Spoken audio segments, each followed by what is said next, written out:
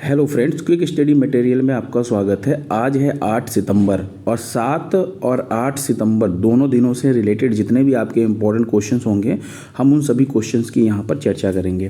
पहले क्वेश्चन की तरफ चलते हैं। आज का हमारा पहला क्वेश्चन है, BRICS New Development Bank NDB का नया सदस्य किसे बनाया गया है। यानी एनडीबी यानी न्यू डेवलपमेंट बैंक, जो कि ब्रिक्स देशों का अपना खुद का एक बैंक है। तो बात करें यहाँ पर, तो इसका भी जो नया सदस्य देश बना है वो बना है अल्जीरिया। ऑप्शन ए आपका बिल्कुल सही है। अच्छा, एनडीबी की अगर हम बात करें तो ध्यान रखिएगा 2014 में, कब 2014 में जो ब्रिक्स देश थे, कौन से ब्रिक्स देश थे, इन्होंने मिल करके अपना खुद का एक बैंक स्थापित किया। कहाँ पर? ब्राज़ील के अंदर इसकी स्थापना हुई थी। कब? 2014 में, जब 6वां सम्मेलन चल रहा था ब्रिक्स का। ये जो एनडीबी की स्थापना हुई, इसका हेडक्वार्टर कहाँ पे है? एनडीबी यानी कि न्यू डेवलपमेंट बैंक की बात कर रहे हैं तो चीन के संघाई में इसका मुख्यालय है, इसका हेडक्वार्टर है। बात करें तो वर्तमान में अभी इसके अध्यक्ष कौन है, हेड कौन है? तो ब्राज़ील की डिल्मा रूसेफ का नाम आपको ध्यान रखना है। डिल्मा रूसेफ जो कि ब्राज़ील की है, वो इसके वर्तमान में अध्यक्ष है। अच्छा, अभी अल्जीरिया से पहले मिस्र इसका सदस्य बना था। मिस्र अभी नवीनतम सदस्य बना था। मिस्र के बाद अब इस साल जो है वो अल्जीरिया बन गया है।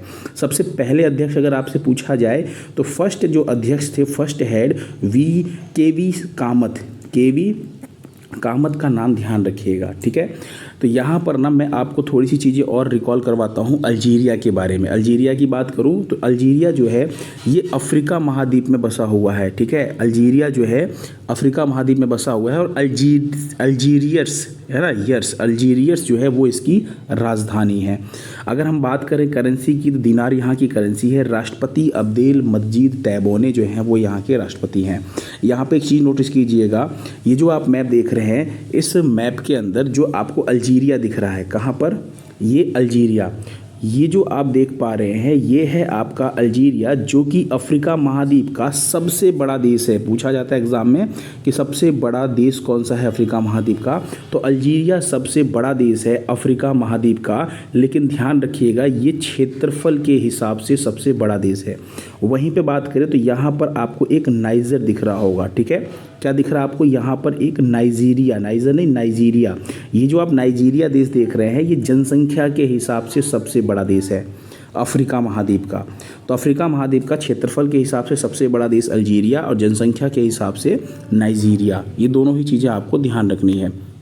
फिर बात करते हैं यहाँ पर दूसरे क्वेश्चन की तरफ चलने से पहले अभी हाल ही में जितने भी संगठनों के नवीनतम सदस्य बने हैं उनकी बात कर लेते हैं।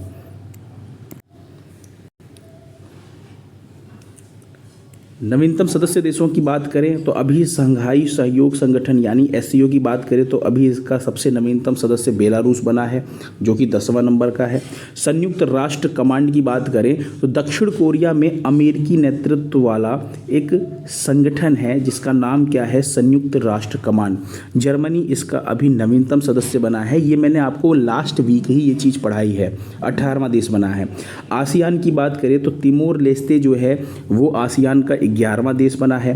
G20 की बात करें तो G20 में पहले 20 देश तो थे, अभी 21वां जो सदस्य देश बना है वो बना है अफ्रीका यूनियन। ये खुद अफ्रीका के 52 जो कंट्रीज़ है उसका मतलब एक छोटा सा क्या है, संगठन है। तो आपको ध्यान रखना अफ्रीका यूनियन सबसे नवीनतम बना है। नाटो की बात करें, नॉर्थ अटलांटिक ट्रीटी ऑर्गेनाइजेशन इसकी फुल फॉर्म होती है। स्वीडन इसका 32वां देश बना है अभी 2024 में, और 2023 में फिनलैंड इसका सदस्य देश बना था। तो 32वां सबसे नवीनतम स्वीडन है। ब्रिक्स की बात करें तो ध्यान रखिएगा ब्रिक्स के अंदर अभी 6 देशों को शामिल करने की घोषणा की गई थी, ठीक है।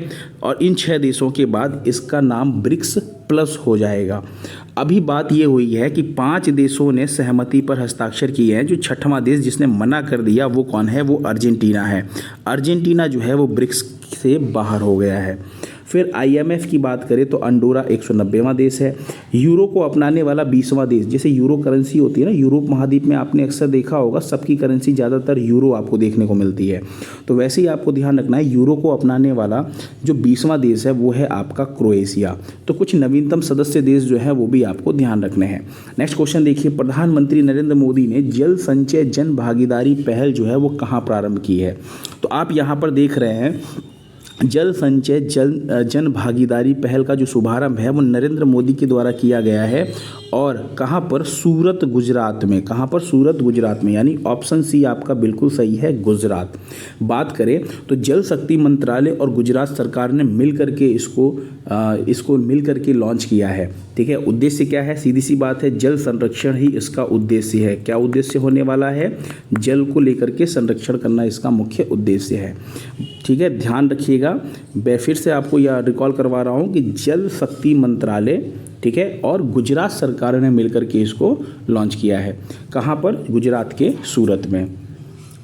अगला क्वेश्चन देखिए, ओणम उत्सव कहाँ मनाया जा रहा है? देखिए, ओणम उत्सव की बात करें अगर यहाँ पर, तो ये ओणम उत्सव 10 दिन तक चलने वाला उत्सव होता है। 10 दिवसीय जो ओणम उत्सव है ये आपका केरल में मनाया जा रहा है। कहाँ पर? केरल में। वहीं पे मैं बात करूं अगर, तो ये जो ओणम उत्सव है ये राजा महाबली की याद में मनाया जाता है ना। एक वामन अवतार भी आपको ध्यान रखना है। ठीक है, वामन और राजा महाबली की याद में ये जो 10 दिवसीय ओणम उत्सव मनाया जाता है ये केरल में मनाया जाता है। केरल का बहुत ही प्रमुख फेस्टिवल है। बात करें अगर, तो केरल राज्य के अन्य उत्सवों की बात करते हैं जो केरल में मनाए जाते हैं। ये आपके स्टैटिक जीके में कई बार क्वेश्चन पूछा जाता है, केरल में मनाए जाने वाले उत्सव। तो एक तो आपको ध्यान रखना है विशु का। विशु क्या है? तो मलयाली नववर्ष होता है विशु, जो कि कहाँ मनाया जाता है? आपको ध्यान रखना है, केरल में मनाया जाता है। ठीक है, ये क्या होता है? मलयालम नववर्ष की शुरुआत जो होती है वो इसी फेस्टिवल से होती है। ओणम अभी आपने पढ़ा इसके बारे में। नेहरू ट्रॉफी बोट रेस होता है एक आपका, है ना। हैप्पी त्रिशूर पूरम, इसका मतलब क्या होता है कि यहाँ पर हाथियों से संबंधित एक उत्सव मनाया जाता है। तो कुछ उत्सव की बात करें अगर, तो एक होता है पोंगल जो कि तमिलनाडु में मनाया जाता है। एक होता है अट्टुकल पोंगल जो कि कहाँ मनाया जाता है? केरल में। दोनों में अंतर है। मकर विलक्कू मनाया जाता है। त्रिशूर पूरम, विशु, कलपत्थी रथ महोत्सव और नेहरू बोट रेस, ये सभी जो उत्सव मनाए जाते हैं केरल के उत्सव हैं। ठीक है, बहुत इंपॉर्टेंट है। फिर बात करते हैं पेरिस पैरालंपिक की बात कर लेते हैं। पैरालंपिक में अगर हम बात करें तो ऊंची कूद में यानी कि हाई जंप में प्रवीण कुमार ने कौन सा मेडल जीता है? तो प्रवीण कुमार ने गोल्ड मेडल जीता है। ऑप्शन सी आपका बिल्कुल सही है। यहाँ पे अगर हम बात करें तो गोल्ड मेडल की बात करते हैं। जैसे देखिए, अभी पेरिस पैरालंपिक में ना टोटल 7 गोल्ड आ चुके हैं। कितने? टोटल 7 गोल्ड आ चुके हैं। आपको ध्यान रखना है कि किस खेल में ये गोल्ड आया हुआ है, क्योंकि देखिए मेडल तो खूब सारे हो गए लेकिन गोल्ड आपके लिए थोड़ा सा इंपॉर्टेंट रहने वाला है। तो बात करते हैं कुछ गोल्ड्स की। पेरिस पैरालंपिक 2024 में कौन कौन से गोल्ड? तो सबसे पहला जो गोल्ड आया था वो हमारा आया था अवनी लेखरा के द्वारा। अवनी लेखरा किस में लेकर के आई थी? तो आपको ध्यान रखना है, शूटिंग में लेकर के ये आई थी। फिर बात करते हैं नीतीश कुमार। नीतीश कुमार की बात करें तो ये बैडमिंटन में ये इनको गोल्ड मिला था। फिर वहीं पर सुमित अंतल की बात करते हैं। सुमित अंतल जैवलिन थ्रो यानी कि भाला फेंकने में इनको ये गोल्ड मेडल मिला था। फिर वहीं पर हरविंदर सिंह की बात करें, हरविंदर सिंह को भी गोल्ड मिला है। और ध्यान रखिएगा ये पहले तीरंदाज हैं गोल्ड मेडल जीतने वाले पैरा ओलंपिक के अंदर। ये बहुत इंपॉर्टेंट है। फिर धर्मवीर सिंह की बात करें तो ये क्लब थ्रो जो होता है ये गेम्स है एक, क्लब थ्रो में इनको गोल्ड मेडल मिला है धर्मवीर सिंह को। प्रवीण कुमार की बात करें तो ऊंची कूद यानी हाई जंप में, अभी आपने इनके बारे में पढ़ा, हाई जंप में इनको क्या मिला है? ऊंची कूद में गोल्ड मेडल मिला। नवदीप सिंह की बात करें जो 7वां गोल्ड मिला है, ये भी भाला फेंक में मिला है। लेकिन ध्यान रखिएगा नवदीप सिंह जो हैं इन्होंने सिल्वर मेडल ही जीता था। जैसे आपने देखा ना विनेश फोगाट अयोग्य घोषित हो गई तो उनका जो है सिल्वर मेडल उनको नहीं दिया गया। वैसे ही क्या हुआ यहाँ पर, नवदीप सिंह की बात करें अगर यहाँ पे, तो एक प्लेयर है ईरान के, कहाँ के?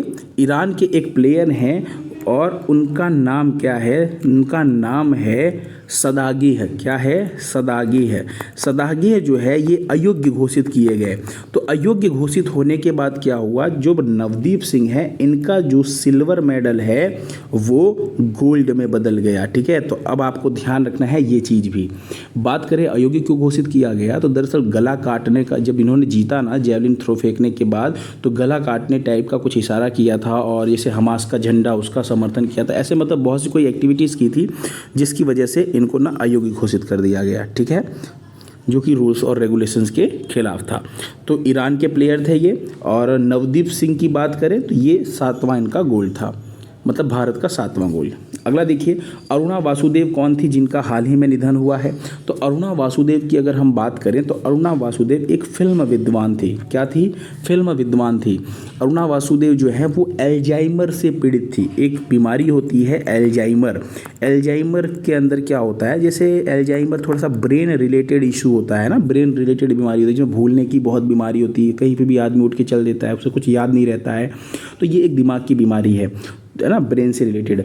तो दरअसल ये एल्जाइमर से पीड़ित थी अरुणा वासुदेव। ठीक है, इनका भी हाल ही में निधन हुआ है। अरुणा वासुदेव कौन है? तो यहाँ पे आप अरुणा वासुदेव को देख पा रहे हैं। अगर बात करें तो जो पहला सत्यजीत रे मेमोरियल अवार्ड से सम्मानित किया गया था सबसे पहली बार, वो किसको किया गया था?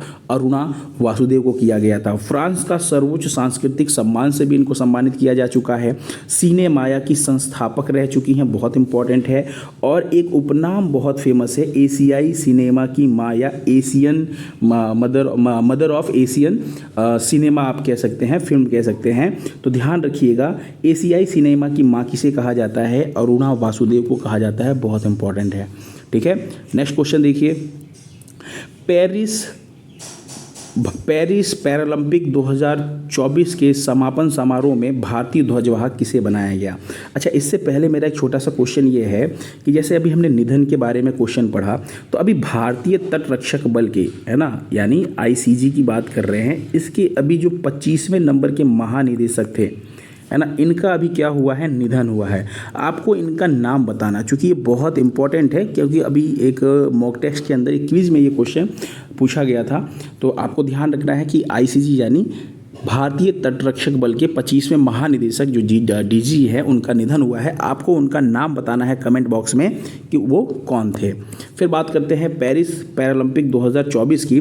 तो इसके समापन समारोह में भारतीय ध्वजवाहक किसे बनाया गया? देखिए, ध्वजवाहक दो होते हैं, एक होता है उद्घाटन समारोह में और एक होते हैं समापन समारोह में।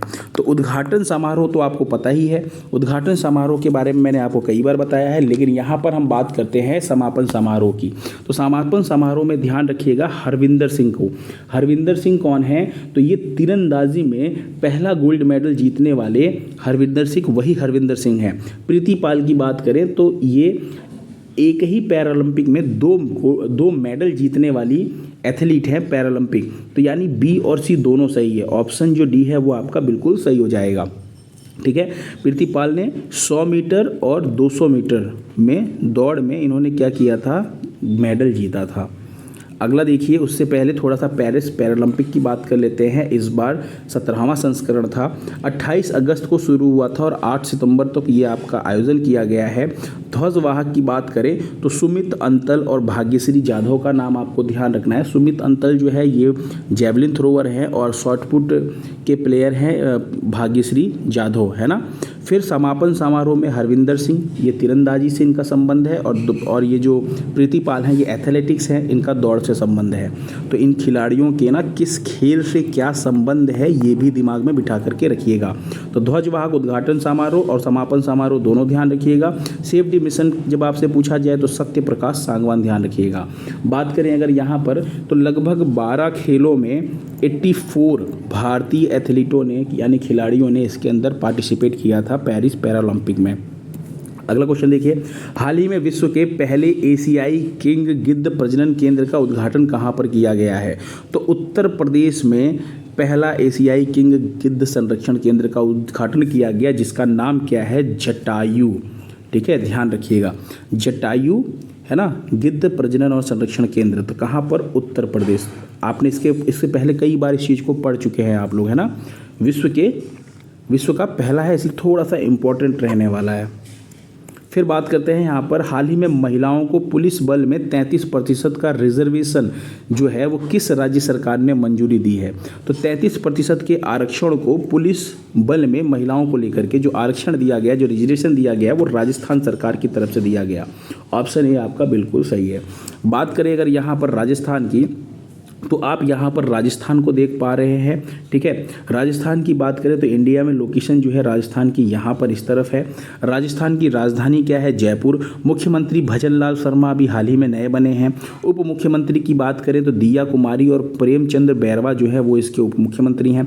राज्यपाल अभी हाल ही में एकदम नए नियुक्त किए गए हैं, तो इसको जरूर याद रखिएगा। हरि भाऊ बागड़े जो है वो राज्यपाल है राजस्थान के। वहीं पे बात करें तो अभी जैसे टाइगर रिजर्व की बात करते हैं तो 55 टाइगर रिजर्व हो चुके हैं। तो जो सबसे नवीनतम जो 55वां टाइगर रिजर्व बना है वो है धौलपुर करौली। कहाँ पर है? राजस्थान में। और राजस्थान में कुल कौन कौन से टाइगर रिजर्व है? तो Ranthambore tiger reserve, Sariska tiger reserve, Mukundra hills tiger reserve, Ramgarh Vishdhari tiger reserve और धौलपुर करौली।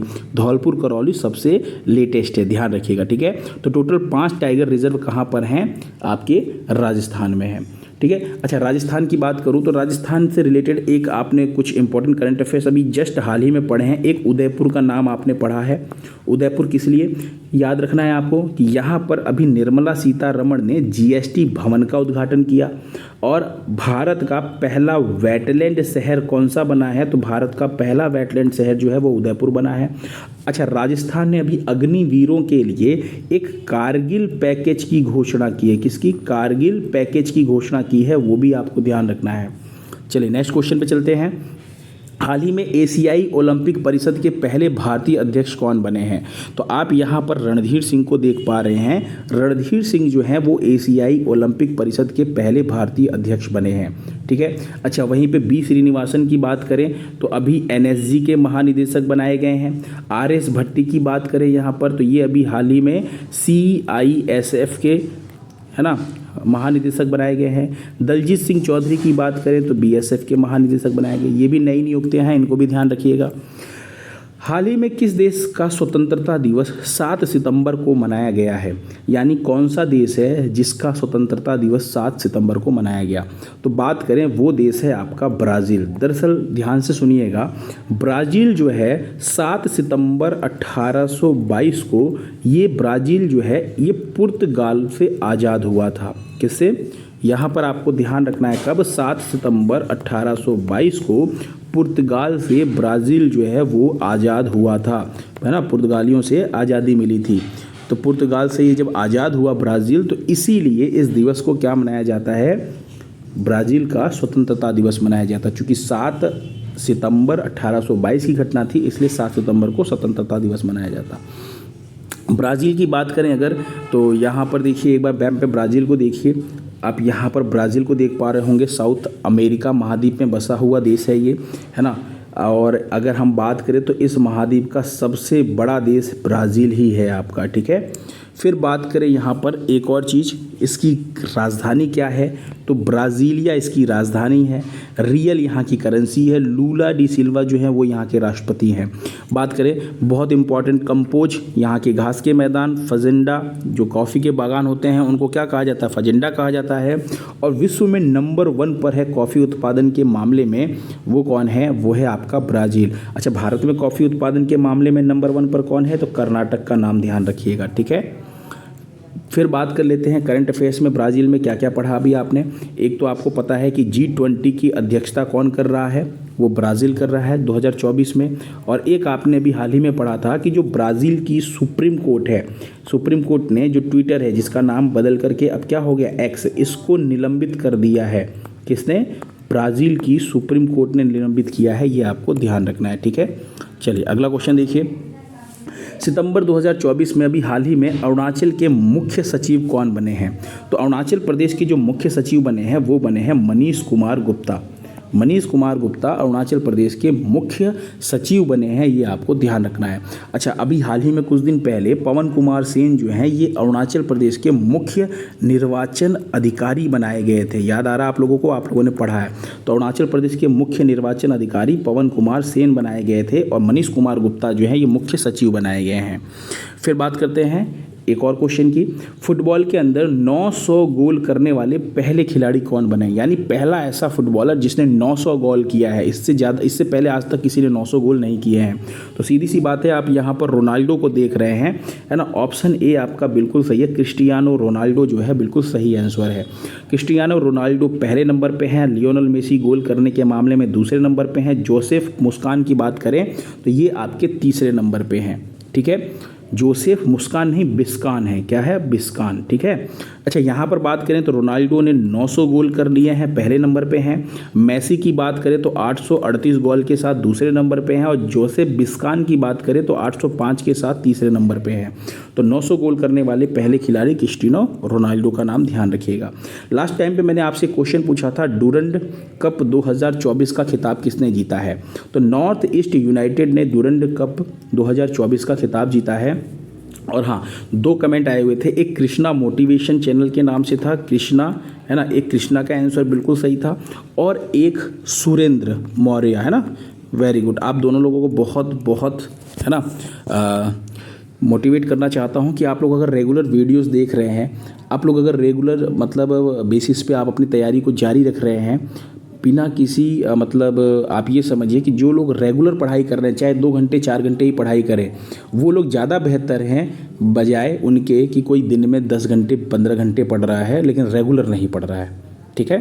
तो आप दोनों लोगों को, है ना, आंसर बिल्कुल सही था। और हाँ, एक और छोटा सा चीज़ है आज आपके लिए, चूँकि पहली बार ये किया गया है तो बहुत इम्पॉर्टेंट है। क्या है ये, अंतर्राष्ट्रीय सौर महोत्सव, है ना, इंटरनेशनल सोलर फेस्टिवल की बात कर रहे हैं। इसका आयोजन कहाँ पर किया जा रहा है, इसका आंसर आपको कमेंट बॉक्स में आपको बताना है, कमेंट बॉक्स में इसका आंसर देना है। और हाँ, एक चीज़ और बता दूं, लाइक का टारगेट अभी भी 20 लाइक का है, चूँकि अभी तक 20 लाइक वीडियोस पे नहीं आए हैं। और टेलीग्राम चैनल पे आपको इसकी पीडीएफ अवेलेबल हो जाएगी। टेलीग्राम चैनल पे ही क्विज़ के माध्यम से, है ना, जितने भी इंपॉर्टेंट जीके जीएस के क्वेश्चंस होते हैं और करंट अफेयर्स के जो क्वेश्चंस होते हैं वो यहाँ पर रिवीजन करवाए जाते हैं। तो आप उसे टेलीग्राम चैनल को ज़रूर ज्वाइन कीजिएगा, ठीक है। चलिए, थैंक यू सो मच।